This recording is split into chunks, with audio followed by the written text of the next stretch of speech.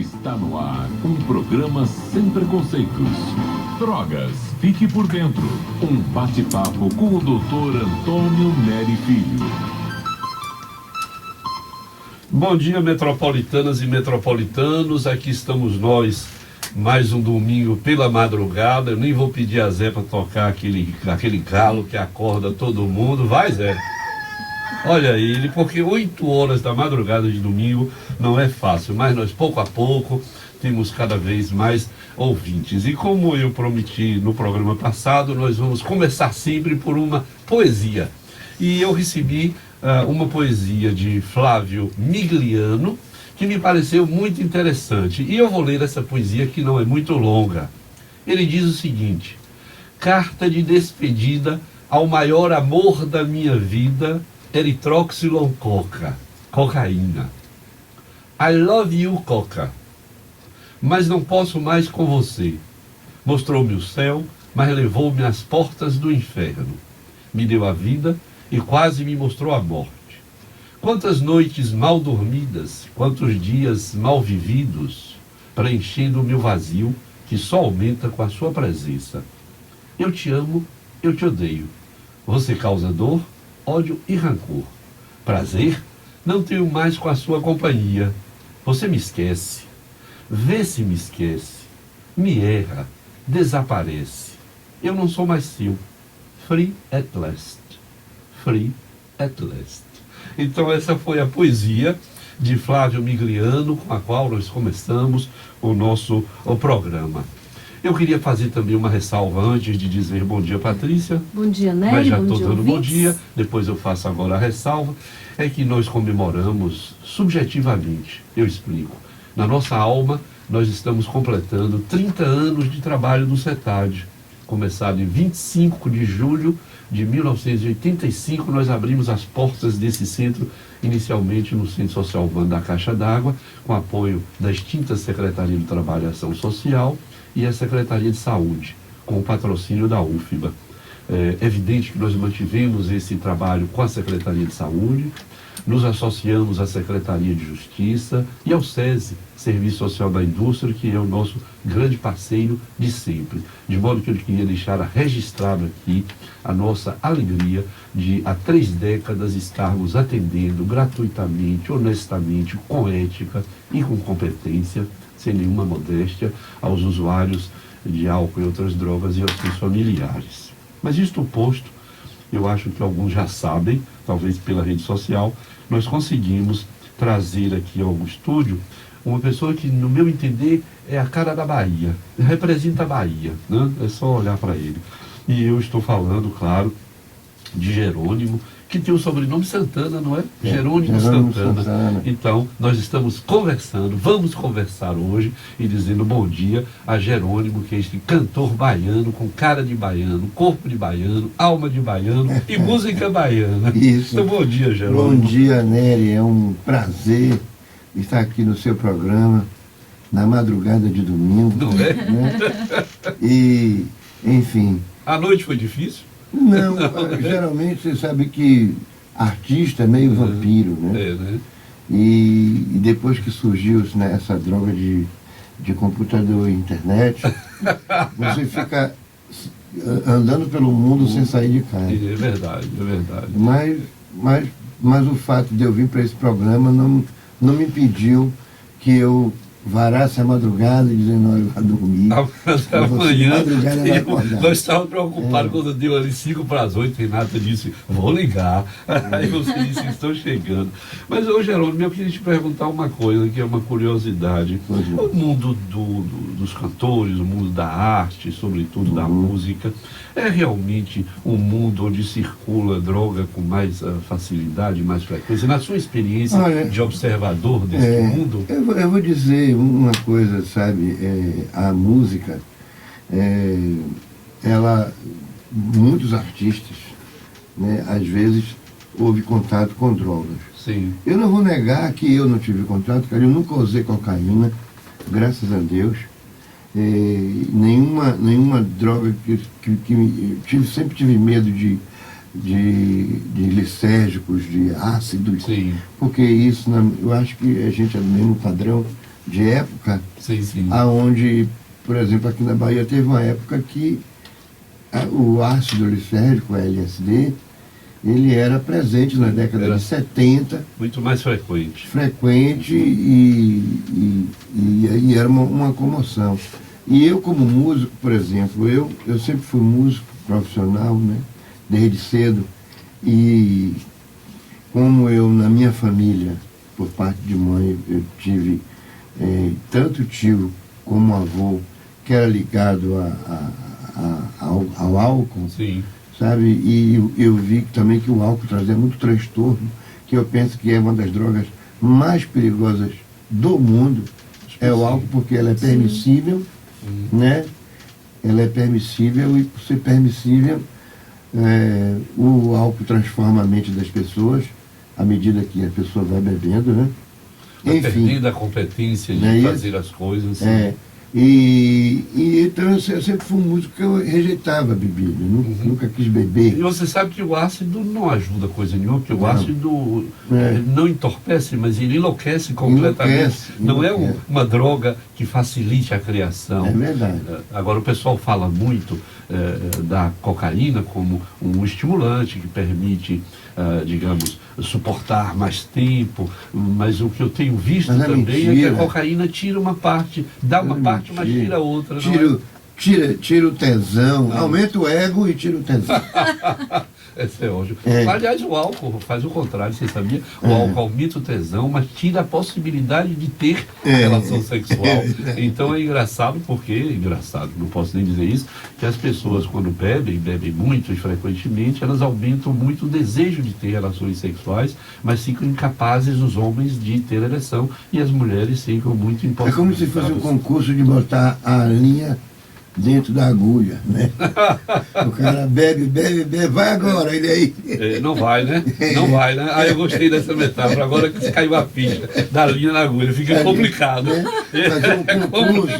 Fazer um concurso. Fica complicado. Assim, né? Então você dizia isso, que o álcool é uma droga que Isso mais me do que impediu as isso. outras. Eu agora já com a certa idade que eu tenho, a bebida que eu gosto de beber, eu só bebo no dia do meu show, quer dizer, agora eu só bebo depois do show, né? Para comemorar. Para comemorar, que é o vinho, eu adoro o vinho. Então somos O vinho parceiros. para mim, que é a bebida de Jesus, né?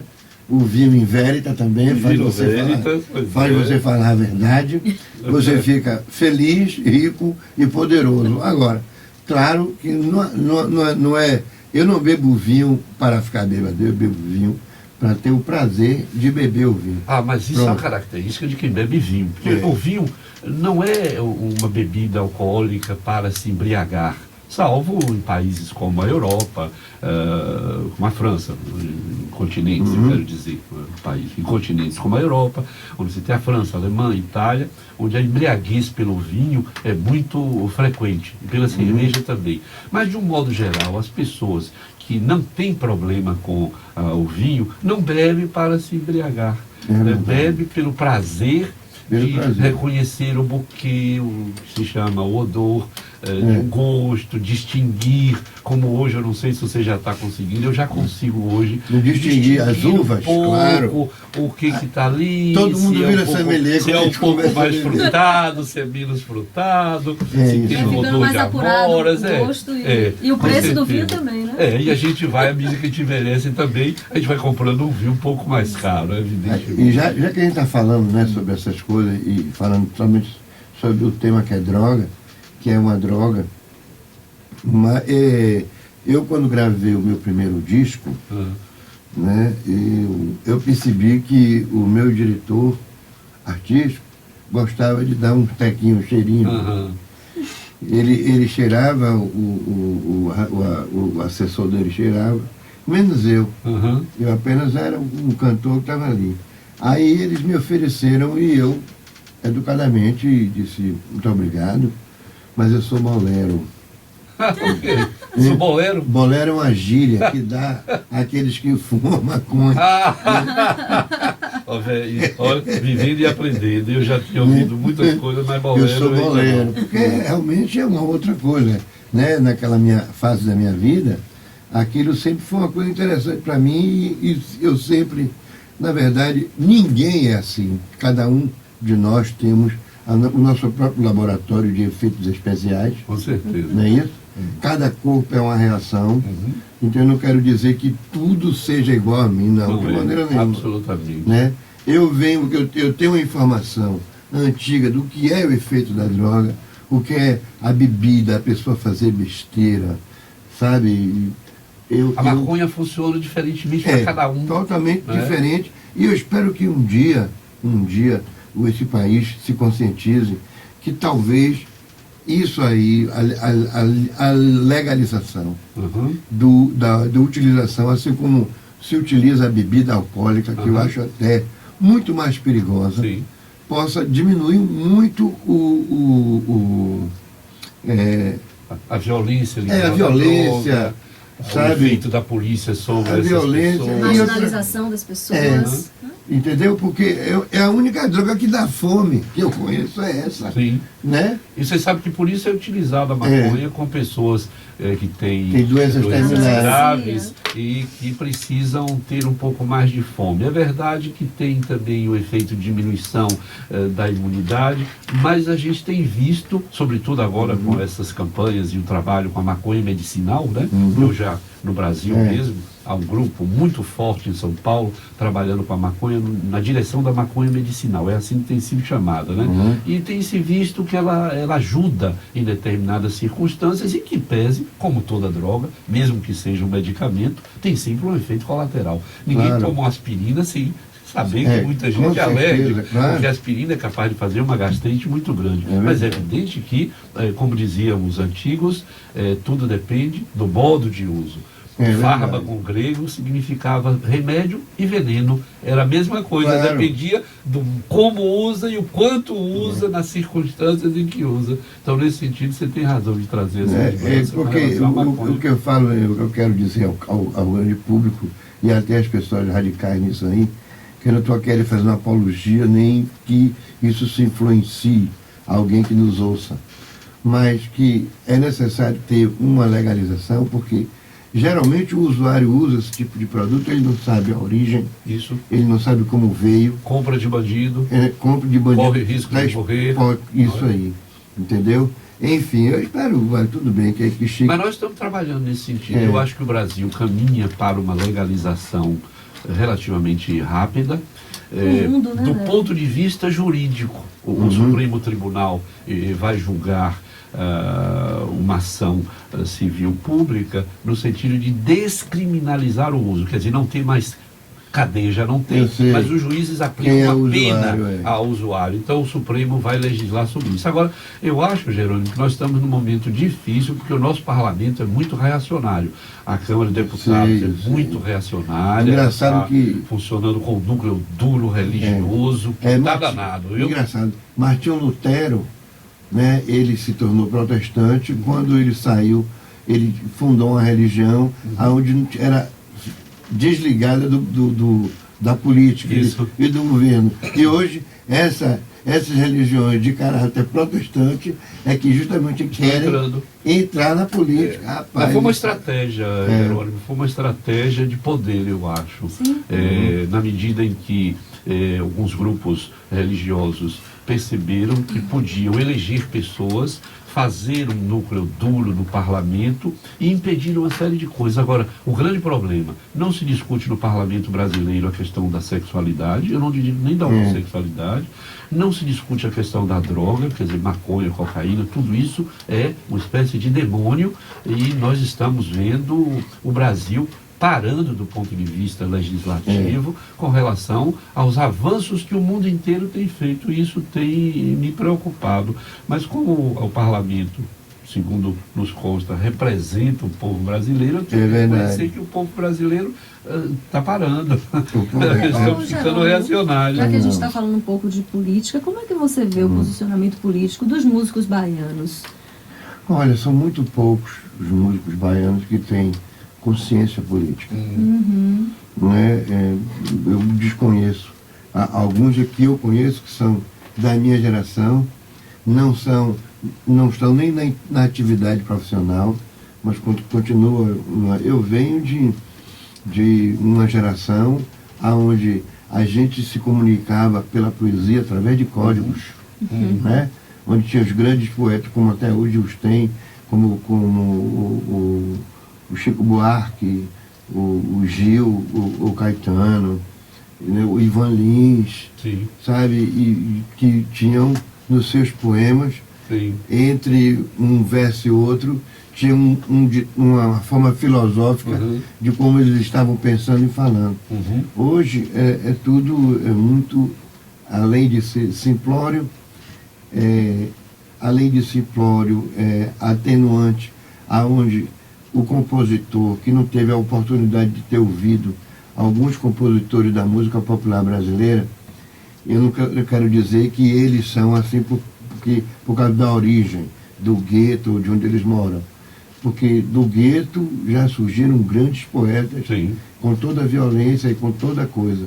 Grandes poetas já surgiram ali. Mas aquele comportamento de ter irritar a sociedade dominante. É música de duplo sentido, Sim. né? Que é uma coisa que sempre existiu no Brasil, né? Agora, hoje é mais escancarado, porque, infelizmente, o nosso país, principalmente o nosso estado, onde eu vivo, as pessoas pensam que liberdade de expressão é libertinagem. Sim. E democracia é anarquia. E ainda sofremos o quê? Que a própria força militar, vamos dizer assim, ela já é o carrasco e já faz o pré-julgamento das pessoas, entendeu? Sim. Eu estou me referindo não só na poesia, mas o usuário de droga mesmo. Se ele for um cara pobre, preto, da periferia, Exatamente. que estiver fumando baseado e passar um carro de polícia, coitado desse rapaz. Vai preso. Ele vai preso, vai apanhar com o quê?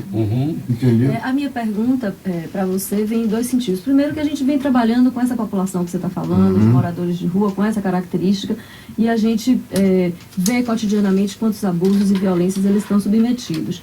A outra questão é que a gente trabalha com o conceito de redução de danos, que é um pouco do que você falou, de que as pessoas não conhecem o que contém na substância, não podem medir a qualidade, não sabem os efeitos que elas fazem, e que se a gente pudesse dar essas informações, o efeito dessas substâncias poderia ser outro.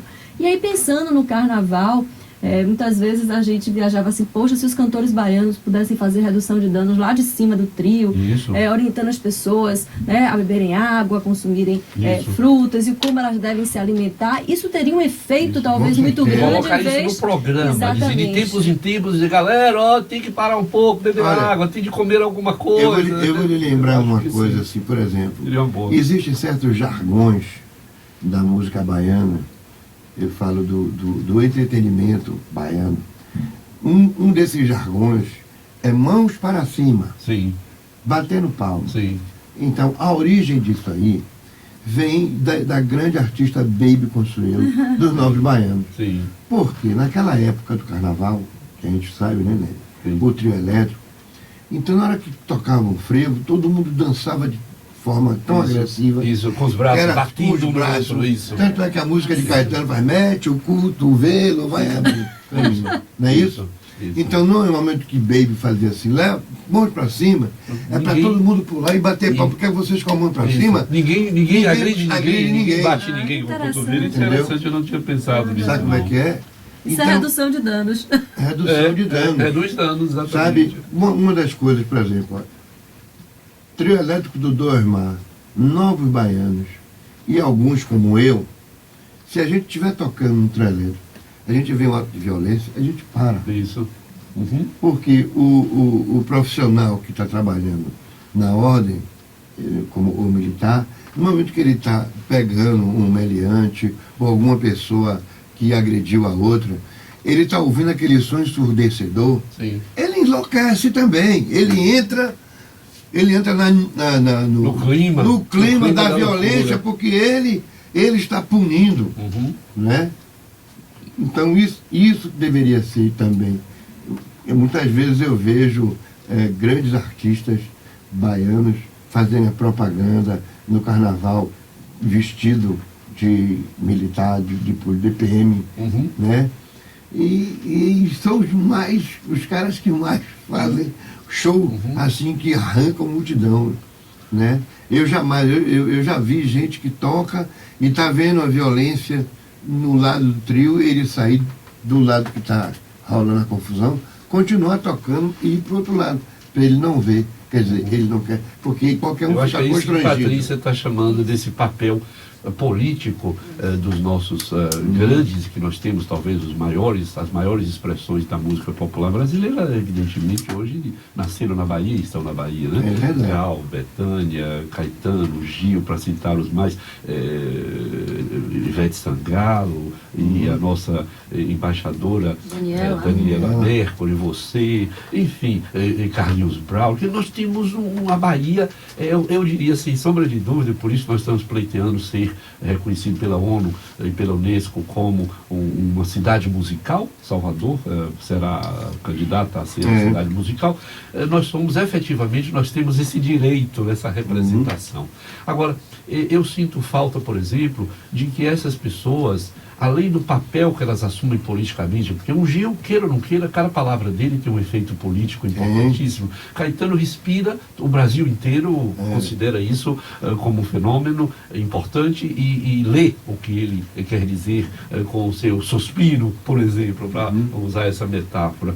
Mas eu sinto falta disso que você está trazendo, que nossos cantores não aceitem, nem todos aceitam, mas alguns sim, a fazer propaganda de bebida alcoólica, por exemplo. Sim. Eu acho que isso devia estar barrado dos nossos representantes maiores. Não faço propaganda disso. Felizmente eles não fazem propaganda de medicamentos, porque é outro problema. Eu conheço não a artistas da música, mas artistas do futebol, como Pelé, por exemplo, que fez durante muito tempo uma propaganda da Vitasay e vendeu aquela vitamina como água, como se as pessoas tomando Vitasay ficassem como ele. Não é possível, você pode se entupir de vitamina, você não vai nem nunca, impossível, não sei nem como dizer isso. Eu sinto falta, digamos assim, da palavra política, do ato mais político, além, claro, de tudo que cada um dos nossos cantores fazem, que tem uma expressão, claro, sim, política. Eu acho que é isso que a Patrícia está trazendo. Isso. Quer dizer, que nós precisávamos. Eu outro dia dizia, olha, eu adoraria, por exemplo, conversar com Ivete Sangalo, conversar um dia com Gil, que eu conheci de longe há muitos anos, pessoa de Conquista, e o pai de Gil morou a vida inteira em Conquista, Dr. Gil. Trabalhava na saúde pública. Então eu via Gil no lado de lá da Praça de Conquista, onde ficavam os mais velhos, e eu era um pouquinho só mais novo do que ele, ficava do outro lado. Depois nós nunca mais nos encontramos. Mas eu gostaria muito de conversar com ele, com a competência que ele tem, com o que ele conhece de ministro, como tendo sido ministro, o que ele tem escrito nas músicas. Eu acho que seria interessante conversar com essas pessoas num programa baiano. Eu devo lhe dizer, Jerônimo, os ouvintes que ligaram o rádio agora, nós estamos conversando com Jerônimo Santana, que é o nosso grande músico e compositor baiano. Eu devo lhe dizer que tudo na Bahia, isso que eu quero dizer, este programa que nós fazemos aqui às 8 horas da manhã de domingo é o segundo e o único programa no Brasil que uma rádio tem que fala durante 1 hora, com uma brevíssima interrupção, seria uma propaganda de bebida ou de medicamentos, trazendo informações, discutindo, ouvindo as pessoas dizerem o que pensam, agora lendo poesia, colocando música no final. Quer dizer, eu acho que isso tem que ser reconhecido como uma prática educativa, formativa. Nós não dizemos aqui, e você repetiu isso há pouco, nós não estamos aqui para dizer às pessoas usem ou deixem de usar, mas de trazer uma informação das nossas experiências, do que nós temos feito. No programa das meninas... Sim, você está fazendo um programa aqui na rádio, toda quinta e sexta, das 11 à 1 da manhã. Das 11 à 1 da manhã? Da manhã. É Corujão da Madrugada mesmo? Da madrugada. O nome do programa é Desabafo. E tem um slogan que a gente diz assim, se você é feliz, problema seu. Se você é infeliz, problema nosso. Isso é interessante. Se você quer conversar com a gente, quer desabafar alguma coisa, não precisa você dizer seu nome, venha como anônimo, porque eu vou dizer uma coisa, nós não vamos dar a solução, mas a gente lhe ajuda a pensar. né? Interessante então, isso. o programa é divertidíssimo. Os alcoólicos anônimos dizem assim: se você quer beber, é problema seu. Se você quer parar, o problema É problema seu. não. Eu acho que é interessante. Eu me inspirei isso, né? nisso. Isso é interessante, né? É. Se você é feliz, é problema seu. Problema seu. Mas se você é infeliz, Infeliz, problema é problema nosso. Conversa. Eu acho que isso é legal. Então, nós estamos conversando com Jerônimo, essa figura fantástica que a gente Convidar os encontra ouvintes, pelas né, ilhas da para Bahia. ligar. Não se esqueça que o nosso telefone é 35055000, é o único telefone que eu sei decorado, 35055000. As pessoas podem telefonar, perguntar a Jerônimo coisas que queiram saber, inclusive da sua vida de artista, é uma grande oportunidade e uma grande chance. 35055000, nós estamos conversando com Jerônimo Santana, esse cantor e compositor baiano que tem a cara da Bahia na minha perspectiva. Mas, Jerônimo, eu tinha te perguntado há pouco, na sua visão de mundo, se você tem visto no seu trabalho essa presença da droga muito frequentemente. Mas a gente não fala de uma outra coisa, que são os medicamentos. A gente fala do álcool, a gente fala da maconha, a gente fala da cocaína, mas a gente não fala das anfetaminas, não é, por exemplo, não é só as anfetaminas, que são por exemplo, estimulantes. tem gente que, quer dizer, tem conhecidos meio que utilizam muito aquele remédio que é famoso no meio cultural, que são aqueles antidepressivos. Sim, Rivotril. Os Rivotril da vida. Os Lexotans da vida, Lexotan. que no antidepressivo é um sedativo da angústia. Então, isso eu digo, isso é pior do que maconha. Sim, Né? sim. E tem gente que usa isso assim, sabe, como se fosse um complemento alimentar. Sim. Isso é um perigo. Completamente. Complemento alimentar. não é? Né? Não adianta, você fala, você diz, eu não sou médico, mas eu sei que, como você diz, que o farma, né, é bom e mal. É o veneno e o antídoto. E o melhor remédio. Né? Com certeza. Então, quer dizer, você, por exemplo, tem gente que só consegue dormir com isso, né? Eu sabe como é que eu consigo dormir? Eu estou olhando a televisão, aí quando eu dou por mim, a televisão está ligada e o dia já amanheceu. Patrícia, temos ouvinte na linha? Temos 2 ouvintes que você convidou e eles ligaram. Então, Antônio Carlos de Lauro de Freitas na linha 3. Bom dia, Antônio. Bom dia. Olá. Nery, bom dia. Tudo bem? Tudo em paz, graças a Deus. Eu gostaria que o senhor me tirasse uma dúvida.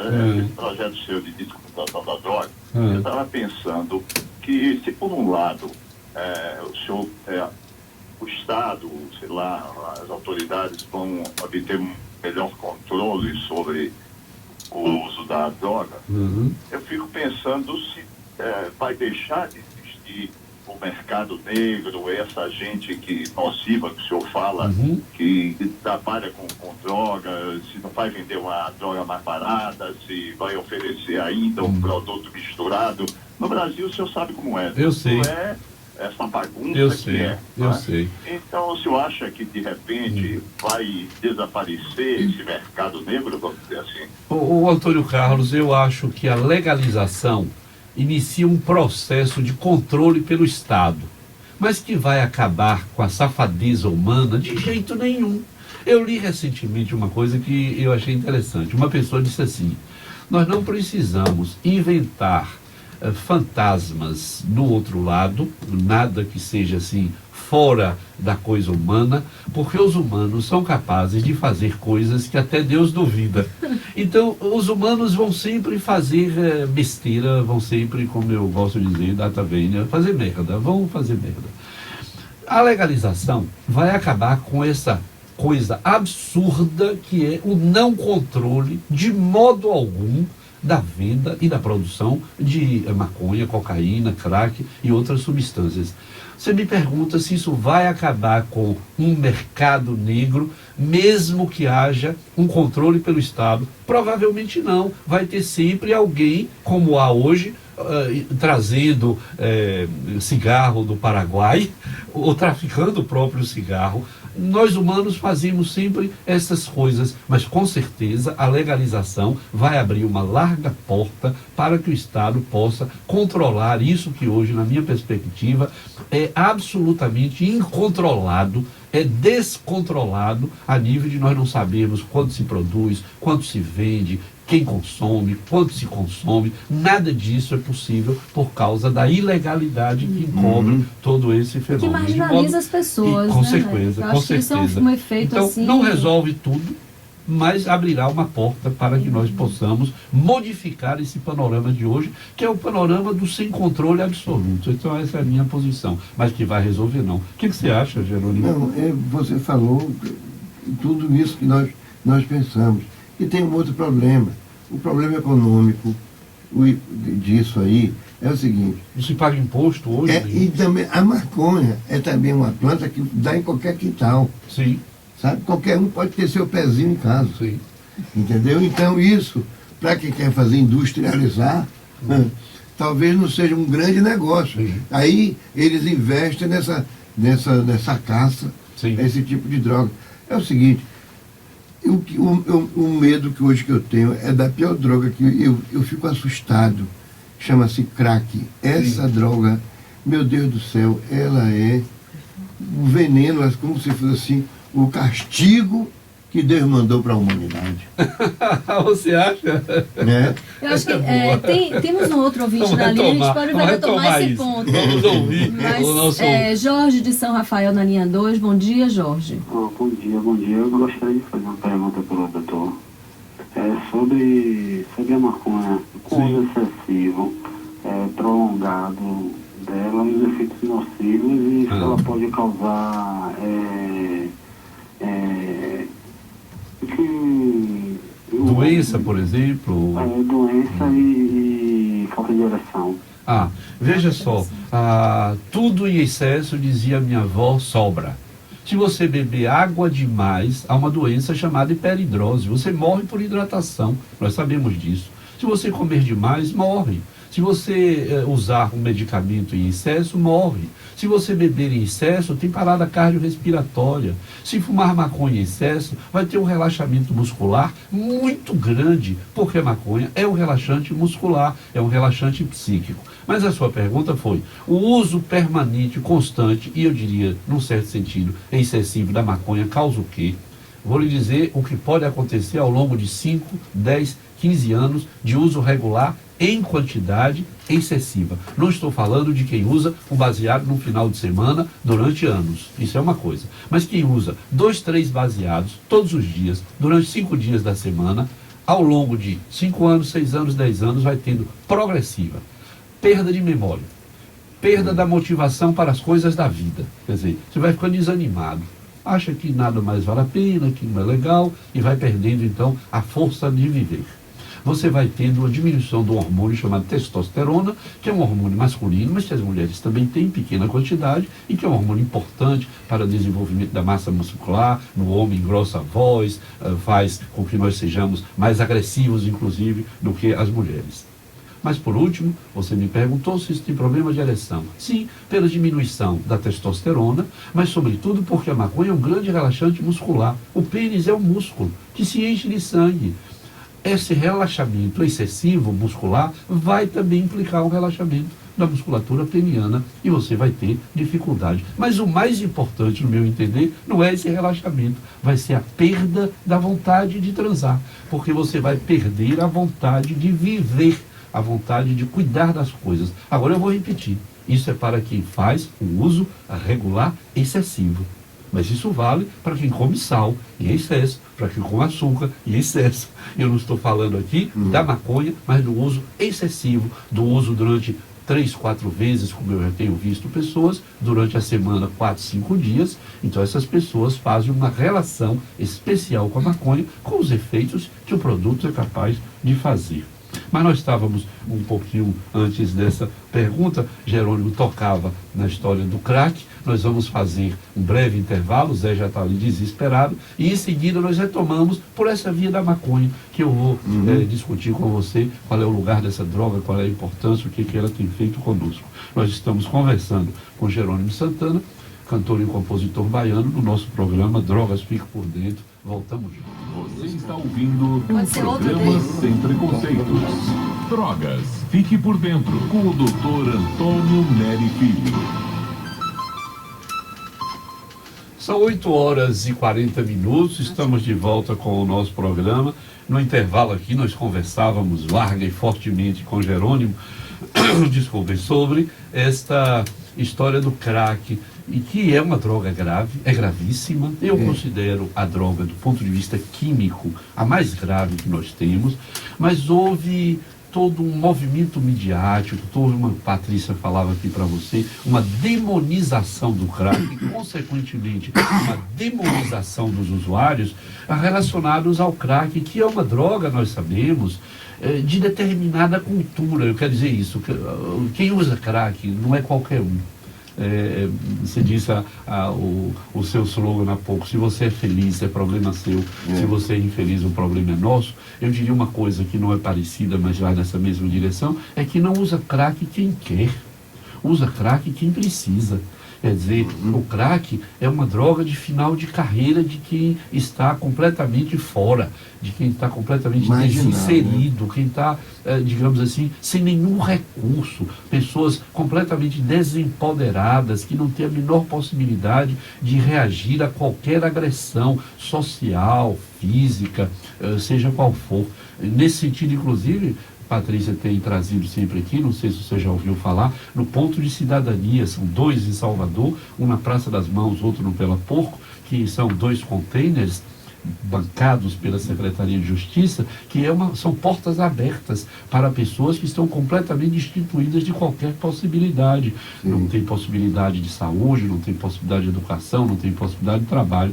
Então, elas têm esta possibilidade de ir para o ponto de cidadania e lá encontrar pessoas com as quais elas podem interagir, e Patrícia chama isso nos encontros verdadeiros, os encontros mais poderosos, os verdadeiros encontros. Foi a expressão que você usou. Então, o crack é sim uma droga grave, mas nós precisamos reduzir o crack à sua verdadeira dimensão. Não dá para comparar, por exemplo, o uso de crack e os danos causados, socialmente falando, em termos de número de pessoas. Não dá para comparar o crack com o álcool. O álcool alcança quase que 100% das pessoas, enquanto que o crack atinge lá 0,5, sei lá, de pessoas, disse o trabalho da Fiocruz. Mas isso não retira do que você falava há pouco, a importância de se tratar dessa droga, de se falar dessa droga como sendo extremamente grave. Como é isso no meio musical? Esse uso não alcança? Geralmente não serve para... Se for uma crack e fica doido, porque não dá, né? Músico, se rolou em algum músico, tenha certeza que ele foi para derrocada. Porque essa droga, o crack, eu acho que ela está disseminada em quase todas as famílias. Sempre tem alguém, sabe, que tem, e é uma doença, porque é uma droga, meu Deus do céu, que a pessoa se vicia no primeiro dia que usa. É terrível isso. Mas você sabe que tem um trabalho do professor Mark Ray, um colega nosso da Faculdade de Filosofia, pesquisador associado no CETAD, que ele encontrou pessoas que fazem uso controlado de crack. Quer dizer, pessoas que são capazes de... É claro que é andar em cima do fio da navalha. Claro, Vai ser andar em sempre cima do fio da navalha. Porque senão não teriam sobrevivido por tantos anos. Né? Luana Malheiro, que nós já entrevistamos também, é evidente que nós sabemos. Agora há um risco. Eu acho que usar crack, eu gosto dessa expressão, andar no fio da navalha, porque é uma droga extremamente poderosa, é a cocaína sob forma de pedra, associada a outras coisas, como ácido sulfúrico, clorídrico, alguns, inclusive, tem restos, algumas pedras têm resto de querosene, quer dizer, é uma bomba. Agora, Jerônimo, você sabe que o que tem matado os usuários de crack não é o crack, mas é a violência. Então, assim, eles acabam ficando muito expostos a essa demonização, e é uma violência que acaba sendo silenciada na sociedade. O que eu vejo, não sei se você concorda comigo, a pessoa que é usuária do crack, ela perde noção dela mesma, ela perde valorização dela, ela não se respeita, sabe? Ela fica à mercê. Às vezes ela nem é violenta. A pessoa não, ela sofre violências. Né? Ela sofre violência porque o caráter dela se perde todo o caráter daquela pessoa fica zero.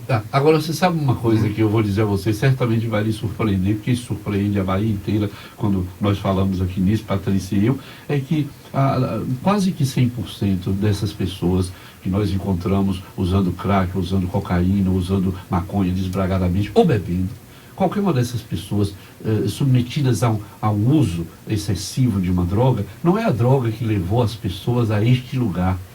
A droga chegou a estas pessoas porque elas estão neste lugar. Quando você conversa mais de perto com o usuário de crack, ele conta uma longa história de perdas, de fracassos, de desamores, de sofrimento, até chegar ao crack. Sim. Quer dizer, rarissimamente, Jerônimo, nós temos encontrado pessoas que usou crack e a partir daí ela começou a entrar num processo de perdas, de degradação social, de sofrimento. Na nossa experiência, quase que 100% das pessoas com quem a gente conversa, elas nos contam uma longa história antes, que se essa história tivesse sido contada um pouquinho antes, talvez a gente pudesse ter ajudar essa pessoa a não chegar lá naquilo que ela chegou. De modo que nós temos uma equação invertida. Não é a droga que leva o sujeito à miséria, é a miséria, no sentido mais amplo possível, que leva o sujeito à droga. E isso subverte completamente a ordem. Mas vocês estão rindo de alguma coisa que tão linda. Você podia ler, Patrícia, o que está escrito aí na telinha? Um ouvinte, Suzana Guerra, médica, pediu para perguntar se o nome da Itaipava Arena Fonte Nova fosse Cocaína Arena Fonte Nova, se o Dr. Nery iria frequentar e quem ele acha que frequentaria. Olha, quem eu acho que frequentaria, eu não sei. Mas com certeza eu não frequentaria. Como não frequento, não conheço a Fonte Nova, aliás, eu estou num dilema. Meus alunos de medicina me elegeram homenageado nessa turma agora em setembro, e parece que a cerimônia de apresentação pública será na Fonte Nova. Todos já vieram me perguntar, você irá à Fonte Nova? E eu estou numa crise de identidade moral muito grande, pela sua opinião, porque eu não quero ir à Fonte Nova, mas se ela se chamasse, se a Fonte Nova se chamasse Arena Maconha Fonte Nova, ou Maconha Arena Fonte Nova, ou Cocaína Arena Fonte Nova, ou Brahma Arena Fonte Nova, ou Antártica Arena Fonte Nova, ou qualquer que fosse o nome, que não fosse o nome que desse ao nosso estádio a dignidade que ele merece, como era o estádio Otávio Mangabeira, eu não iria, como não irei, né? Então, não é a mudança de Itaipava para Cocaína que me faria ir, não. Eu irei à Fonte Nova quando a Fonte Nova tiver perdido este nome, que não me agrada, porque eu acho que o estádio daquele, um lugar de saúde, um lugar referência na Bahia, não pode ser chamado pelo nome de uma marca de cerveja. Como não poderia ser chamado Crack Arena Fonte Nova, eu não iria do mesmo modo. Agora, se fosse chamado Antônio Balbino, eu iria. Se fosse chamado Rui Barbosa, eu iria. Se fosse chamado Gonçalves Dias, eu iria. Se fosse chamado Jerônimo Santana, eu iria. Talvez, agora, doutor, cocaína, crack e outras coisas que desqualificam a Fonte Nova, isso eu não vou. É por isso que eu me oponho. Talvez você fosse a Fonte Nova com esse, se fosse cocaína, você fosse lá para atender as pessoas que estão com problema. Não sei, Jerônimo, nem para atender. Eu acho que se me propusessem abrir um ponto de cidadania ali na Fonte Nova, eu conversaria muito com Patrícia, porque a minha questão é a significação que foi dada à nossa Fonte Nova. Porque as pessoas precisam saber que no passado havia uma fonte ali embaixo. Essa fonte foi tamponada, foi aterrada, ela nasce mais acima e por isso ganha o nome de Fonte Nova, que abastecia as pessoas do Tororó. Quer dizer, é por isso que aquilo ali chama Fonte Nova. E Otávio Mangabeira construiu o estádio em cima daquele lugar onde tinha uma fonte, a Fonte Nova, e ganha o seu nome. Um homem brilhante, um baiano ilustre, que perdeu o nome. A Fonte Nova não se chama mais Estádio Otávio Mangabeira, Arena ou Fonte Nova, como era chamada agora. Ela se chama Arena Fonte Nova, Arena Itaipava Fonte Nova. Quer dizer, não dá para mim uma coisa dessa. Eu penso que seria muito mais elegante se a Itaipava, como foi ela que patrocinou a grande parte da construção, ela se omitisse, sabe? Ela fosse sutil. Mas você já viu que todos os pilares têm 100%? 100% o quê? Se está no estádio de futebol e todos os pilares externos têm painéis imensos chamados 100%, isso significa 100% esporte, 100% saúde, 100% alegria. Quer dizer, desde quando a bebida alcoólica pode ser considerada 100% esporte, 100% de alegria? Quem bebe e joga se ferra. Então não venha para cá me dizer que beber é bom para jogar o futebol. Agora, eu não sou cínico, nem sou idiota, para não reconhecer de quando a gente acaba de jogar uma partida de futebol, toma sim uma cerveja, qualquer que seja o gosto que um ou outro tenha pela marca. Agora, colocar o nome de uma cerveja num lugar que é para a saúde, para a alegria, para o esporte, me parece que é uma associação espúria, palavra estranha, é uma associação indigna, e é contra isso que eu me levanto. Mas você dizia, quando acaba, por exemplo, fazer o seu show, toma sua cerveja, eu também tomo meu vinho. Você falou no vinho, né? Claro que nós tomamos vinho. Agora imagina o sujeito botar lá na Fonte Nova o nome de uma marca de vinho gaúcho para nosso estádio. Sou contra. Quer dizer, eu sou contra essa associação que é falsa, de uma bebida alcoólica ser associado a um lugar que é de saúde, de alegria, se bem que a alegria hoje em dia na Fonte Nova, aqui para nós, eu tenho tido graves problemas com o meu Bahia, e com o seu Vitória, que eu acho que é de Zé ali, eu sei lá. De qualquer sorte, eu acho que a Fonte Nova não tem sido um lugar de alegria para o futebol baiano. Nós estamos precisando repensar o modo de fazer esporte e fazer futebol em nossa terra, para que nós possamos recuperar o lugar que já tivemos de campeão brasileiro. Se fosse dono de uma empresa de bebida e fosse patrocinar uma coisa dessa, seria muito sutil. Sim, muito sutil, claro, primeiro respeitando o local, né? Respeitando o local e preservando a marca. Sim. Agora, o que me irrita mais, eu vou lhe dizer, o que me irrita mais ainda é que isso foi negociado com o poder público. Quer dizer, a Fonte Nova não ganhou esse apelido porque a população baiana colocou, não. Foi o poder público que negociou este nome para a Fonte Nova. Quer dizer, então eu acho que nós precisamos repensar. Aí eu acho que os nossos deputados deviam ver isso, os nossos vereadores, os nossos artistas, ninguém fala.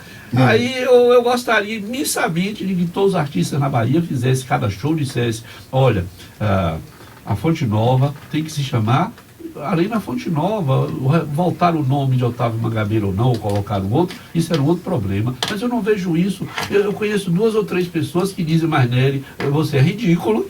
Quer dizer, fica nessa história de que não vai a Fonte Nova, bobão, você é que vai perder. Eu digo, sim, eu quando chegar a minha hora, direi, olha, não sei se você cumpriu o seu dever, eu cumpri o meu. Eu fui honesto comigo mesmo.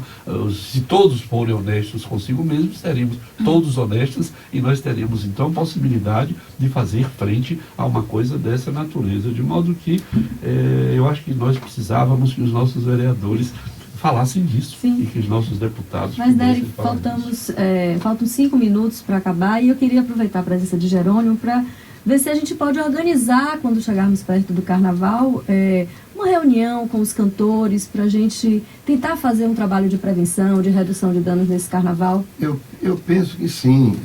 Eu penso que isso tem de começar falando primeiro com os órgãos que contratam os artistas, para antes ou durante, no período de contratação, ter... Você diz os órgãos públicos? Os órgãos públicos, até as próprias cervejarias, entendeu?